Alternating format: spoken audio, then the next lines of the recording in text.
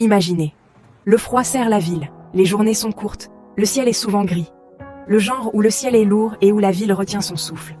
Les infos tournent en boucle sur des crises, des tensions, des incertitudes. Et pendant que le monde extérieur fait du bruit, beaucoup vivent un autre combat. Silencieux.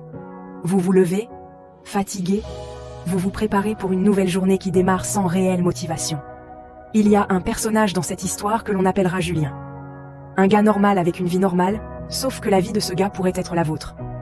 Peut-être qu'en ce moment vous ressentez un vide en vous, une perte de sens pour ce que vous faites au quotidien.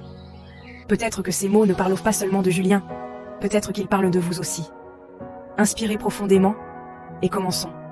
Julien a une vie stable, un travail correct, des collègues qu'il apprécie, des obligations, des horaires flexibles, et pourtant, il ressent une certaine fatigue. Une fatigue mentale. Celle qui arrive quand on a l'impression de faire tout ce qu'il faut, sans sentir que ça a du sens. Dans les transports, le décor est familier. Des visages fermés, des épaules rentrées, des regards collés aux écrans. Une ville entière semble avancer en apnée. La vérité que beaucoup ressentent sans oser la nommer. L'impression d'attendre sa vie au lieu de la choisir.